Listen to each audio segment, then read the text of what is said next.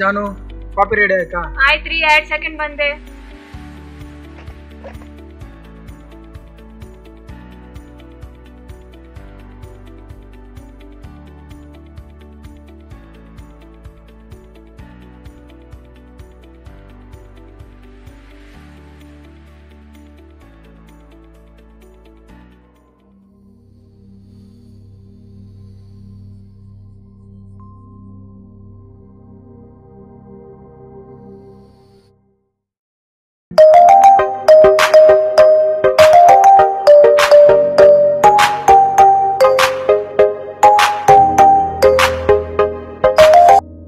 Hello, Ramakrishna ಅವ್ರೇನ್ರಿ? ಅಲ್ರಿ ವಿಕ್ರಮ್ ಅಂತ ಹೇಳ್ರಿ. ಹಾಂ, ಆಯ್ತು. Wrong number.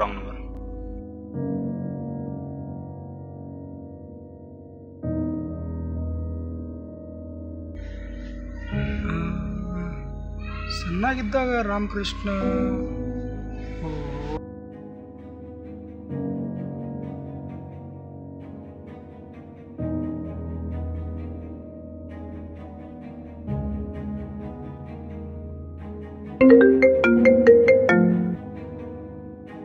ಹಲೋ, ಇದೇ ರಾಮಕೃಷ್ಣ ಕಾಲ್ ಮಾಡಿದ್ರಲ್ರಿ?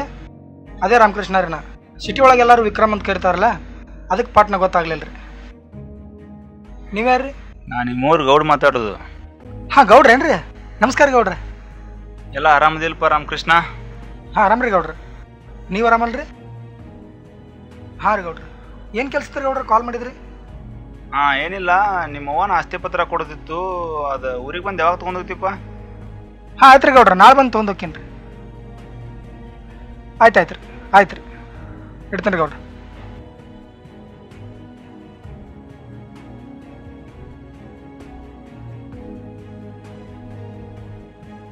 ಯಾರ ಜೊತೆ ಮಾತಾಡ್ತಿದ್ರಿ ನೀವು? ಏನಿಲ್ಲ, ನಮ್ಮ ಊರು ಗೌಡ್ರು ಫೋನ್ ಹಚ್ಚಿದ್ರು. ಸ್ವಲ್ಪ ಆಸ್ತಿ ಪತ್ರ ತೊಗೊಂಡೋಗಿ ನಾಳೆ ಬಂದಿದ್ದಾರೆ. ಏನ್ ನಿಮ್ಮ ಆಸ್ತಿ ಪತ್ರ ಅಂತ? ಹಾಂ, ಹಾ, ಆಯ್ತು ನಡಿ, ಆಫೀಸ್ಗೆ ಹೋಗೋಣ, ಲೇಟ್ ಆಯ್ತು.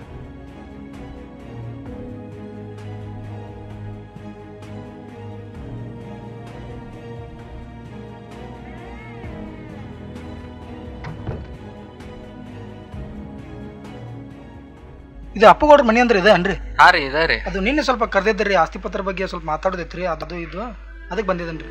ಹೌದ್ರಾ? ಗೌಡ್ರ ಮನ್ಯಾಗಿಲ್ಲಲ್ರಿ?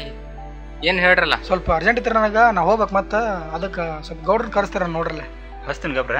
ಹಾಂ, ಆಯ್ತು ರೀ. ಹಲೋ ರೀ ಗೌಡ್ರ, ನಮಸ್ಕಾರ ರೀ. ಹಾಂ ರೀ, ಇಲ್ರಿ ಇಲ್ಲಿ ಇವ್ರು ಬಂದಿದ್ರು. ರಾಮಕೃಷ್ಣ ಅಂತ ರೀ. ಹಾಂ ರೀ, ರಾಮಕೃಷ್ಣ ಅವ್ರು ಬಂದಿದ್ರಿ ಇಲ್ಲಿ. ಹಾಂ ರೀ, ಎಲ್ಲದು ಅಲ್ಲಿ ಕಬೋರ್ಡ್ ಒಳಗೆ ಇಟ್ಟಿರಿ ಅಲ್ರಿ? ಹಾಂ, ಆಯ್ತು ರೀ. ಹಾಂ, ಬರ್ತೀನಿ. ಹಾಂ ರೀ, ಸ್ವಲ್ಪ ಹೋಗಿ ಬರ್ತೀನಿ ರೀ ಒಳಗೆ. ಇವ ಹೌದೇನಲ್ಲ ಪೇಪರ್ ಆಯ್ತು, ಅಲ್ಲೇ ಗೌಡ್ರ ಕಡೆ ಕೇಳಿರ ನಡ್ರಿ. ಗೌಡ್ರು ಹೊಲ್ದಾಗ ಅದಾರತ್ತ, ಹೋಮ್ ನಡ್ರಿ.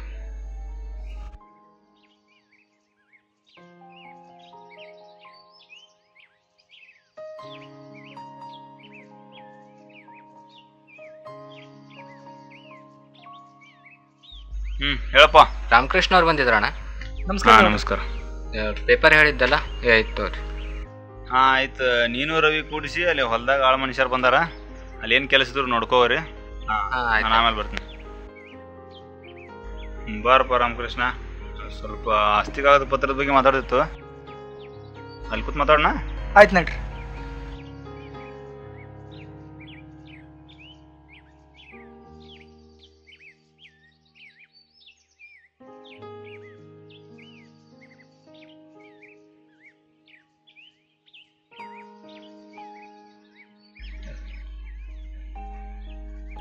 ನೀನೇನಪ್ಪ ರಾಮಕೃಷ್ಣ ಅಂದ್ರೆ? ಅವ್ರು ಗೌಡ್ರೆ, ನಾನೇ ರಾಮಕೃಷ್ಣ ರೀ. ಮತ್ತೇನಪ್ಪ ರಾಮಕೃಷ್ಣ ಎಲ್ಲ ಆರಾಮದಿರಲ್ಲ? ಹಾಂ ಆರಾಮ್ರಿ ಎಲ್ಲ ರೀ.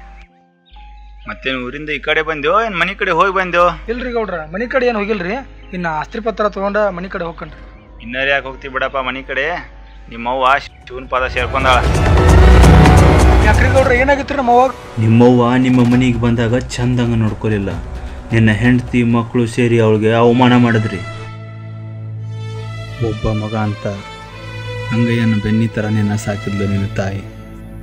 ಆದರೆ ನೀ ಆಕಿ ಕೊಟ್ಟಿದ್ದು ಬರೀ ನೋವು. ಈ ಜಗತ್ತಿಗೆ ನಮ್ಮನ್ನು ಪರಿಚಯಿಸೋಳು ತಾಯಿ. ಈ ಜಗತ್ತಿಗೆ ಪರಿಚಯ ಆದ ನಂತರ ಆ ತಾಯಿನೇ ಮರೆತು ಬಿಡೋ ಒಂದು ಕೆಟ್ಟ ಹುಳ ಈ ಮನುಷ್ಯ ಜಾತಿ.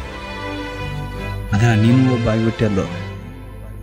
ನಿನ್ನ ಸಲುವಾಗಿ ಏನೇನು ಮಾಡಿಲ್ಲ ಆಕೆ. ಮಾತಿಗೂ ಕೋಪಿಸ್ಕೊತಿದ್ದಿ, ಮಾತಿಗೂ ಕೋಪಿಸ್ಕೊತಿದ್ದಿ. ನಿನ್ನ ಸಿಟ್ಟನ್ನು ಆರಿಸೋದಕ್ಕೆ ಸೋಲ್ತಿದ್ದು. ನಿನ್ನ ಮುಂದೆ ಮಂಡಿ ಓರ್ತಿದ್ದು. ತಪ್ಪಾಯ್ತಪ್ಪ ಅಂತ ಬಾಯಿ ತುಂಬ ಕೇಳ್ತಿದ್ದು. ಅದರ ತಪ್ಪಾಗಿದ್ದು ಅವಳ ಕಡೆಯಿಂದ ಅಲ್ಲ, ನಿನ್ನ ಕಡೆಯಿಂದ ಅನ್ನೋದು ನಿನಗೆ ಅರಿವಾಗಬೇಕಾಗಿತ್ತು. ಅರಿವಾಗಲಿಲ್ಲ. ಅವಳು ನಿನ್ನ ಶಾಲೆಗೆ ಬಂದು ನಿನ್ನ ನೋಡೋದು ನಿನ್ನ ಗೆಳೆಯರ ಮುಂದೆ ಆಗೋ ನಿನ್ನ ಅವಮಾನ ಅಂತ ತಿಳ್ಕೊತಿದ್ದೆ. ಮನೆಗೆ ಬಂದು ತಾಯಿ ಜೊತೆನೂ ಜಗಳ ತೆಗಿತಿದ್ದೆ.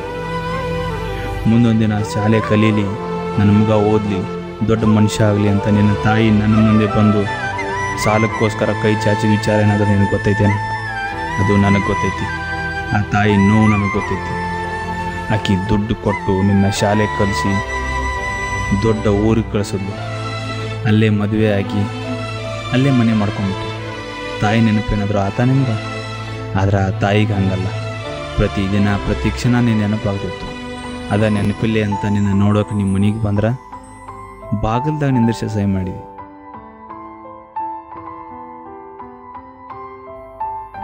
ಆಕಿ ಕೊನೆಗಾಲದಾಗ ಎಷ್ಟು ಬಳಲಿದ್ಲು, ಎಷ್ಟು ಸಂಕಟ ಪಟ್ಲು ಅಂತ ನಿನಗೇನಾದರೂ ಗೊತ್ತಾ? ಆಕಿ ಅನಾರೋಗ್ಯದ ಬಗ್ಗೆ ನೀನಾದರೂ ಚಿಂತೆ ಮಾಡಿದೀಯಾ? ಇಲ್ಲ. ಆಕಿ ಎಷ್ಟು ನರಳಿ ಕೊರಗಿ ಸತ್ಲು ಅಂತ ನಾವು ಕಂಡೀವು, ನೀನು ಕಂಡಿಲ್ಲ. ಆಕೆ ಸತ್ತ ಸ್ವರ್ಗದಾಗಿದ್ದರೂ ದೇವ್ರ ಹತ್ರ ಬಿಡ್ಕೊಳ್ಳೋದು ಅಂದ, ನನ್ನ ಮಗ ಚಂದಿರಲಿ, ನನ್ನ ಮಗನ ವಂಶ ವೃಕ್ಷ ಬೆಳೀಲಿ ಅಂತ. ನೀ ಮಾಡಿದ ಅವಮಾನಗಳನ್ನ ನೆನೆಸ್ತಿರೋ ದಿನ ಇಲ್ಲ, ನಿನ್ನನ್ನು ನೆನೆಸ್ತಿರೋ ದಿನ ಇಲ್ಲ ಅಂತ ತಾಯಿಗೆ ಮೋಸ ಮಾಡಿಬಿಟ್ಟಿಯಲ್ಲೋ. ಸಿಗ್ತಾಳ ಈಗ ಮತ್ತೆ ನಿನ್ನ ತಾಯಿ ಅಂತಲ್ಲ, ಕಳ್ಕೊಂಡಿರೋ ಯಾರ ತಾಯಿನೂ ಸಿಗಂಗಿಲ್ಲ. ಇರುವಷ್ಟು ದಿನ ಚಂದಂಗೆ ನೋಡ್ರಿ, ಇರುವಷ್ಟು ದಿನ ದೇವ್ರಂಗೆ ನೋಡ್ಕೊಡ್ರಿ. ಯಾಕಂದ್ರೆ ಕಣ್ಣು ಮುಂದೆ ಕಾಣುವ ಪ್ರತ್ಯಕ್ಷ ದೈವ ತಾಯಿ ಒಬ್ಬಕ್ಕೆ.